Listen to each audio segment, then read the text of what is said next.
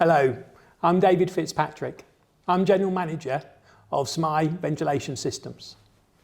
We're a team of experts in pressurisation systems and comfort ventilation. Today, I'm with Ian Doncaster. He is Managing Director of Fire and Smoke Solutions. Ian is a chartered engineer and doesn't want me to tell you how many years he's been in the smoke industry, but it's been a few decades. Ian also represents IMECE and also the Smoke Controls Association on various different committees within our industry. Ian, you've become a partner of SMI Ventilation Systems. Thank you for being here today, Ian. Okay. Let me ask, to begin with, what do FAS offer the marketplace? So we are expert designers of fire and smoke solutions. We employ our own in-house designers. We take design responsibility for the work that we do. We design systems, we don't just cut and paste designs or use generic solutions. We have a strong record of delivering complex engineering solutions in all sorts of sectors of the industry, from social housing to shopping centres to car parks to prisons. So with the new Building Safety Act that's come out, and we talk about competency, your business is really there, ready and waiting for showing people that there's competence in our marketplace, and you're really in the position to do that. Yeah, we feel that we can demonstrate the appropriate skills and behaviours that competence demands, and especially in the new regime of HRBs. Excellent. So you've recently become a SMI partner for the Pressurization Systems, and you've just been over to our factory in Poland and had a look at the system working. What's your first impressions of the SMI HQ? Well, I think the SMI HQ is very impressive. It's a modern manufacturing facility, and it, I think, is a statement to the commitment and confidence that SMI have in their systems and their market positioning. Okay. We obviously specialise in pressurisation systems. What are your thoughts about pressurisation for the UK marketplace? Well, pressurisation systems were the way to do things, but I think due to poor build quality, poor design, there were a number of issues that people highlighted, and with the advent of lobby extract systems or MSVS systems, and the cost effectiveness of some of those systems, the UK market moved away from using pressurisation systems. Now, the rest of Europe essentially doesn't do anything but pressurisation. They don't use lobby extract, and so it is very much a UK thing. We've certainly seen in recent times that pressurisation has had a bit of a rebirth, and it can provide higher levels of protection if it's properly designed and installed. And so yeah, I think the pressurisation systems are certainly going to make a big comeback, depending on how the new guidance gets interpreted regarding firefighting shafts, evacuation lifts, and disabled refugees. Pressurisation, I think, could be the way to go for most of those things. You mentioned some really interesting points there that still really haven't been tied down about how the marketplace is going to be. If you could change one thing in the marketplace at the moment to help people like yourselves from a smoke point of view, what would it be? Well, I think there's a few things I'd like to change in the marketplace. Of course. but I think the first point would be early engagement with people that actually design and install systems, because often there are concepts that get passed down which then become difficult to engineer because the expertise hasn't been applied at an early time, and that commonly leads to solutions that maybe cost more than they would have done if people had actually engaged earlier. And if I can be indulgent, Of course. the other few things, I think honesty in the business, in the sector, would be a good thing. That there are lots of challenges that we have to face within the construction industry, and just recognising that there are conflicting challenges and trying to balance those, I think, is important. And maybe my third point would be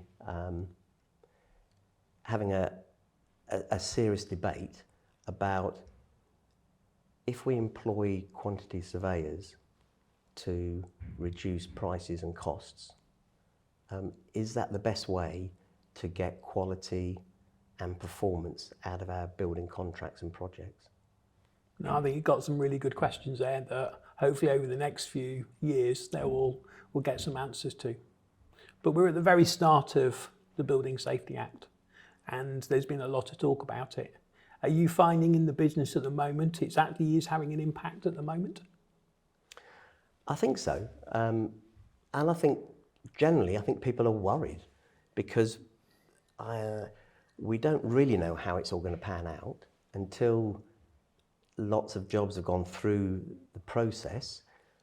We don't know how it's actually going to pan out. We don't know what decisions people are going to make, what judgments people are going to make.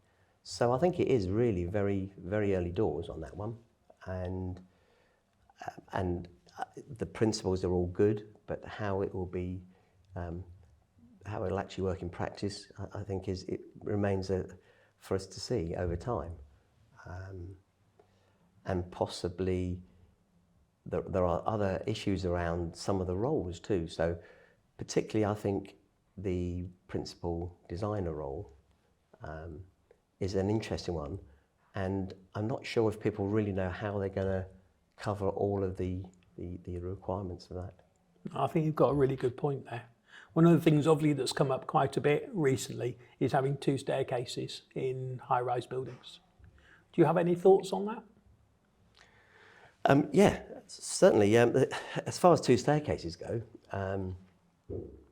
having 2 staircases just doesn't just suddenly make a building safer. 2 staircases properly designed within the context of the building and its designed use and other facilities certainly provides the basis for a safer building or an increased level of safety. And but it has to be implemented as a complete solution, not just as sound bites and bits and pieces. It has to be drawn together with a proper fire strategy and a proper design. And by the same token, single stair buildings can be perfectly safe, again, if they're properly designed, properly commissioned, and the systems are maintained and serviced correctly. So that the hundreds of buildings around that have single stairs don't suddenly become unsafe just because of the strike of a pen. Yeah, no, it's a very good point. Ian, one of the things that's come up quite a lot recently in lots of discussions is CFD modelling. What's your thoughts about it in the smoke industry? So CFD modelling is a fantastic tool, and when it's properly applied, it provides very useful information to allow us to hone and shape designs. I think the idea that it is some sort of golden bullet is something that some people seem to have, but as part of the overall design process, it is certainly invaluable. But we have to recognise that it has limitations. So for example, like any model, a CFD model is a representation of reality, not necessarily reality, but it does provide a basis for comparison, which is always useful. But it might not necessarily actually represent what you would see in practice. So it is a very, very useful tool to use along with other techniques and analysis in developing a smoke ventilation design. Do you think it's a fair comment to say, yes, it's really important and can help, but it doesn't beat experts with competency who can actually understand it, put the design together, so when they actually see a model, they really understand what it is and is it the right thing for the right application? Well, it's very true that it's possible to run the software without understanding the thermofluids and the thermodynamics that are behind it, which means that the results need to be looked at to ensure that they are actually sensible and not just something that has been turned out by the computer. So it is important to have the right inputs and to review what's happening with the CFD. But it is certainly an invaluable tool for developing designs, and we use it interactively to develop our designs. We find things that we're not happy with, and then we would develop the CFD and develop the design until we get a solution that we're comfortable with, that we think provides the solution that we want. Ian, thank you ever so much for your time today and answering those few questions.